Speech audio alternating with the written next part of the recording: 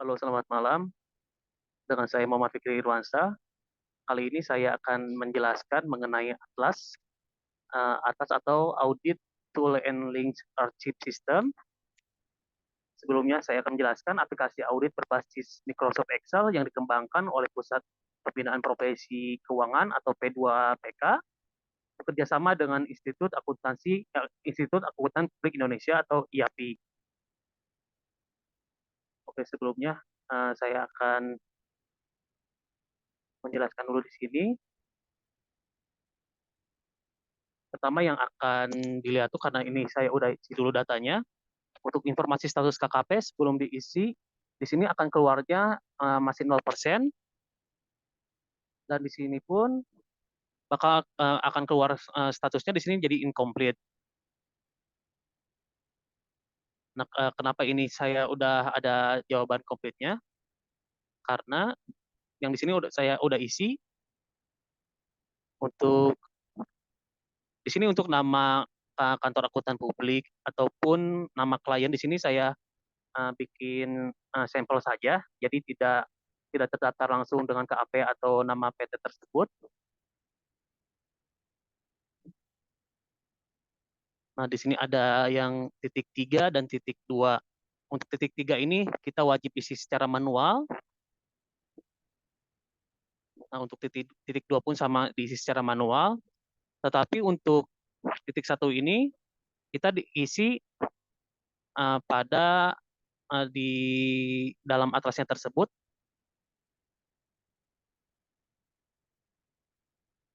Nah, di sini ada sektor usaha klien, tinggal dipilih saja. Di sini saya ambil sampelnya, di sini perdagangan dan jasa. Untuk status kepemilikan kliennya di sini swasta, non go public. Untuk tahun bukunya di sini 1 Januari sampai 31 Desember 2020. Tipe perikatannya di sini perikatan tahun pertama. Untuk jenis perikatannya di sini audit atas laporan keuangan, dan standar audit di sini standar profesional akuntan publik. Lalu standar akuntan kliennya di sini SAK umum konvergensi IFRS. Sekali lagi saya tegaskan untuk nama KAP dan nama kliennya di sini saya hanya buat sampel saja, jadi tidak ada ikatan apapun dengan nama KAP dan nama kliennya, dan di sini nama KAP-nya pun tidak terdaftar dan nama kliennya tidak terdaftar.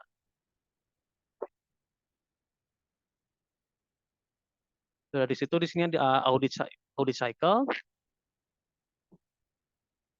Yang pertama di sini ada analisis penerimaan dan keberlanjutan hubungan dengan klien. Di sini ada alokasi jam jasa dan perencanaan lainnya, surat perikatan, pernyataan independensi, surat tugas, komunikasi tim perikatan. Di sini masuknya ke risk assessment. Di sini ada risk response, lalu ada reporting, dan yang terakhir di sini ada laporan auditor independen. Kita masuk ke konten di sini. Di sini ada A1 pre-engagement, lalu A2 di sini risk assessment, yang B di sini risk response, yang C completing and reporting, lalu yang D di sini general. Di sini saya akan menjelaskannya untuk A1 pre-engagement. Kita klik A101-nya, maka di sini keluar nama KAP. KAP yang tadi saya buat sampelnya di sini KAP Bobi Rahman. Untuk nama kliennya PT Maju Sejahtera.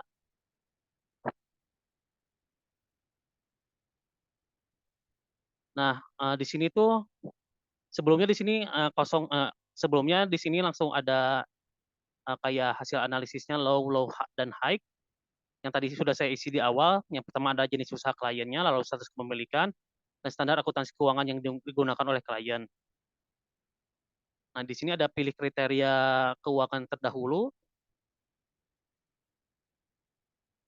Nah, saya pilih ini yang apa sih? Pilih kriterianya yang ini. Nah, yang wajib diisi itu di sini di A1101 yang pertama saya buka dulu.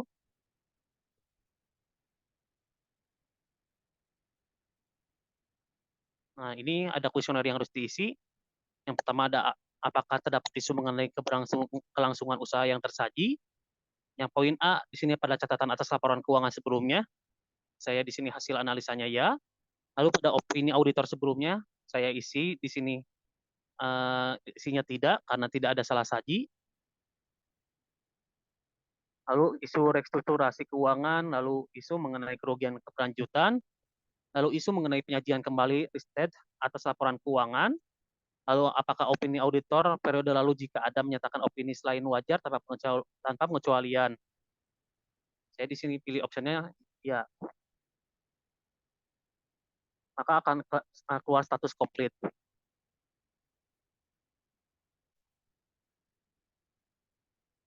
Lalu kita preview indeks.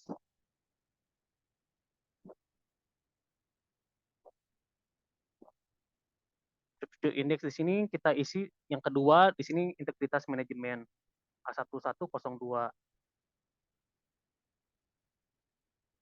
Nah, di sini pun ada sama analisis hasil analisis yang harus yang harus kita isi. Bisa dibaca oleh teman-teman semua. Di sini hasil analisisnya oleh saya dipilih tidak semua.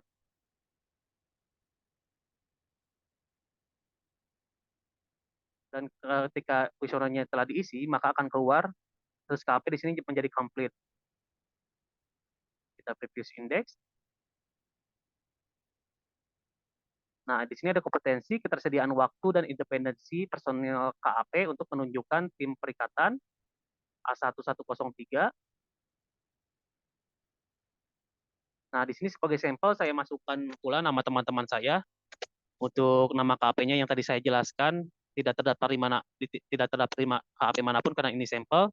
Di sini saya beri contoh Bobi Rahman sebagai partner perikatan, lalu Fikri Irwas sebagai supervisor, Nuri Arum sebagai ketua tim, Yuli Ambar sebagai senior auditor, lalu Imas Melinda sebagai junior auditor. Nah, di sini yang harus diisi pun sama.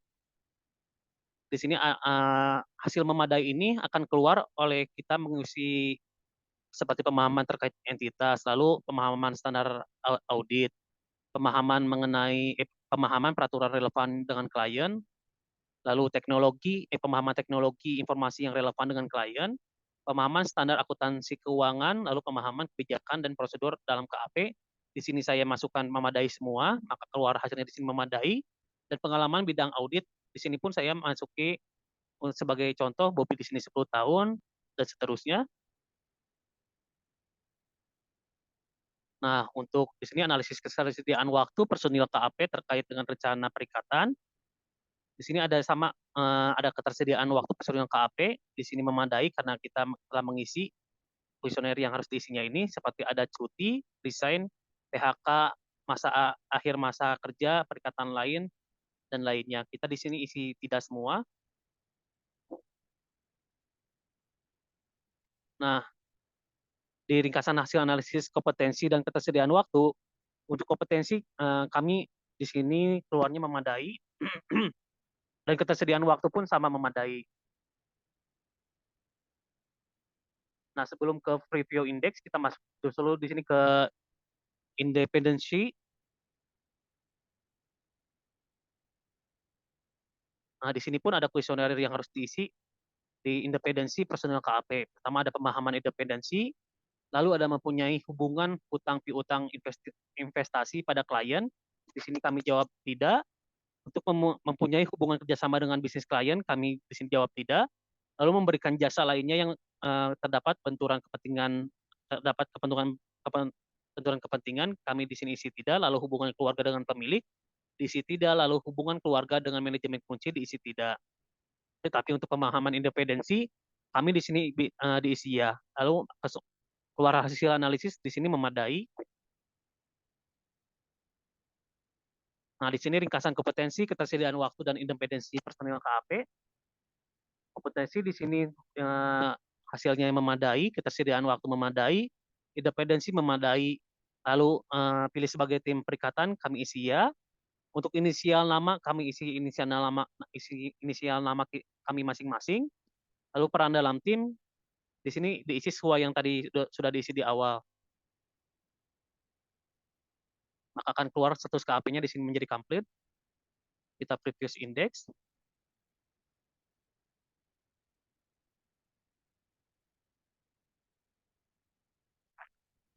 Nah, ini di sini kita isi komunikasi dengan auditor pendahulu di A1104. Tadi hasil analisisnya low karena kami mengisi di sini ada jika calon klien merupakan perikatan audit laporan keuangan tahun pertama, apakah sudah dilakukan komunikasi dengan auditor pendahulu? Kami di sini isi ya. Lalu apakah balasan komunikasi dari auditor pendahulu sudah diterima? Di sini dibalas ya. Nah, di poin ketiga dalam bahasan komunikasi yang diberikan oleh auditor pendahulu, yang poin A-nya, apakah benar keberatan profesional atas penggantian auditor? Di sini diisi tidak. Lalu apakah terdapat permasalahan imbalan jasa yang belum diselesaikan oleh manajemen? Di sini diisi tidak. Maka keluar status KKP-nya di sini menjadi complete. Kita previous index. Nah, di sini ada ringkasan risiko penerimaan dan keberlanjutan hubungan dengan klien. Di sini isinya high, di sini terdapat analisa high. Dari sini apakah Anda akan menerima atau melanjutkan hubungan dengan klien? Kami di sini isinya tidak. Lalu next index. Pada next index di sini disiapkan olehnya yang tadi kami masukkan inisial nama. Di sini saya masukkan inisialnya NR. Lalu tanggal mulainya di sini 1 Juni 2021 dan tanggal selesainya 3 Juli 2021. Jumlah hari yang keluarnya menjadi 32 hari. Waktu mulainya di sini dari jam 8 sampai jam 7. Ya, jumlah jamnya 265. 265 di sini tuh jumlah jam dikali 32 hari ini. Lalu direview oleh FI, tanggal mulainya tanggal 4 Juli sampai di sini selesainya di sini 7 Juli 2021. Maka jumlah harinya menjadi 3 hari dan jumlah jam menjadi 32 jam. Jadi total jumlah hari selama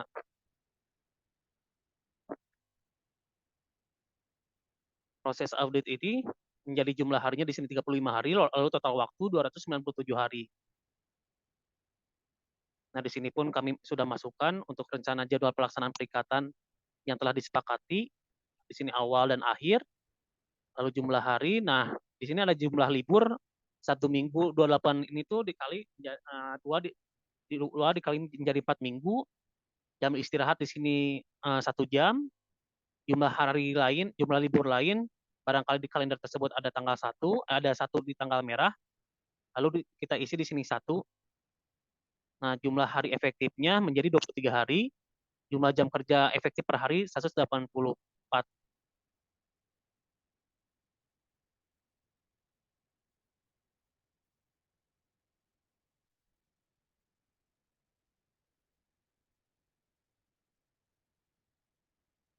Nah, maka akan keluar status KKP di sini menjadi komplit. Lalu next index.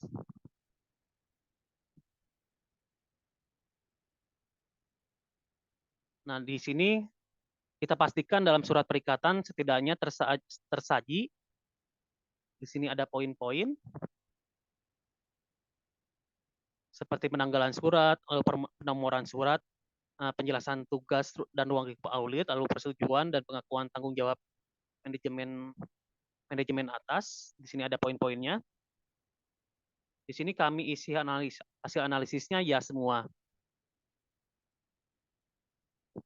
Maka di sini setelah disimpulkan surat perikatan memadai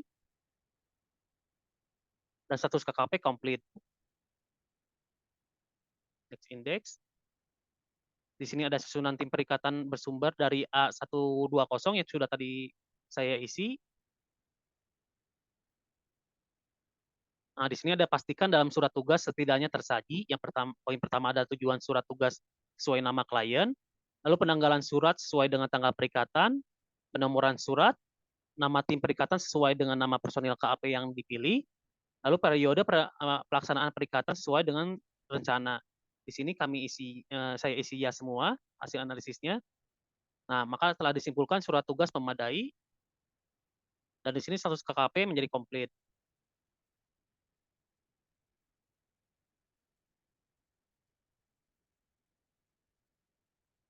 Nah, untuk yang di sini pastikan dalam form independensi setidaknya terjadi di sini ada 4 poin. Lalu saya isi di sini hasil analisisnya menjadi ya semua. Simpulannya pernyataan independensi memadai dan status KKP di sini menjadi komplit. Next index.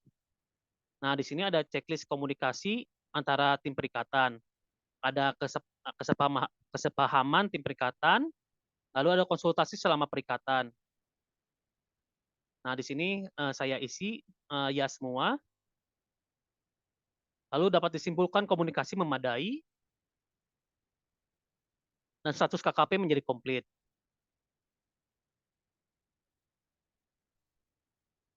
Nah, di sini ada prosedur audit. Saldo awal di sini menjelaskan mengenai saldo awal dan konsistensi penerapan kebijakan akuntansi.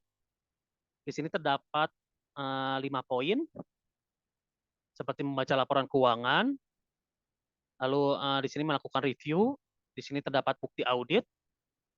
Nah, di sini bukti audit yang cukup dan tepat bahwa saldo awal lebih mencerminkan penerapan kebijakan akuntansi yang semestinya. Lalu di sini apakah saldo awal mengandung salah saji yang material? Di sini saya isi tidak. Nah, maka di sini bisa disimpulkan secara umum saldo awal sudah wajar dan status KKP menjadi komplit.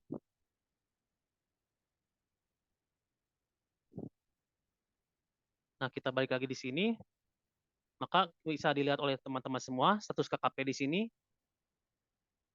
dari A110 sampai A70 menjadi komplit. Dan informasi status KKP pun yang tadinya 0% menjadi 23%. Baik teman-teman semua, baik teman-teman semua,